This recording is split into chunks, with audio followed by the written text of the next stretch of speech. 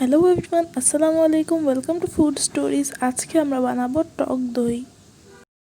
টক দই যতটুকু বানাতে চান তার চেয়ে ডাবল দুধ নিতে হবে। আমি এখন এখানে 1 জগ টক দই বানাবো, তাই দেখে আমি 2 জগ দুধ নিচ্ছি। আর দুধটাকে মিডিয়াম ফ্লেমে ভালোভাবে লেড়ে লেড়ে জাল দিতে হবে যতক্ষণ না পর্যন্ত দুধটা অর্ধেক হয়ে যাবে। দুধটা জাল হওয়ার সময় অন্য পাশে আমরা একটা কাপে 2 চা চামচ টক দই নিব, আর টক দইটাকে ভালোভাবে চামচের সাহায্যে ফেটে নিব।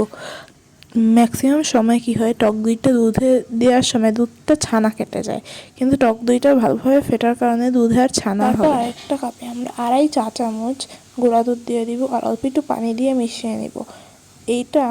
এইটা দুধটাকে ঘন করতে সাহায্য করবে। দুধটা যখন অর্ধেক হয়ে যাবে তখন আমরা এই মিক্সচারটা দিয়ে দিব, তাহলে দুধটা আরও ঘন হয়ে যাবে। যখন দুধটা রুম টেম্পারেচারে বা একটা আঙুল চুমানো যায় এরকম গরম থাকবে, তখন আমরা ফেটে রাখা টক দইটাকে মিক্স করে দিব একটা কাঁটা চামচ অথবা হুইস্কের সাহায্যে। তারপর টক দইটা আমরা যেই পাত্রে বসাবো বা জগে, সেই জগে দুধটা তারপর এটাকে ওভেনে 40 সেকেন্ড গরম করে নিতে হবে। 40 সেকেন্ড যখন এটা গরম হয়ে যাবে, তারপর এটাকে ঢাকনা দিয়ে ওভেনের মধ্যেই ওভারনাইট বা সারা রাত রেখে না রাখতে চাইলে 6 ঘন্টা রাখলেও হবে।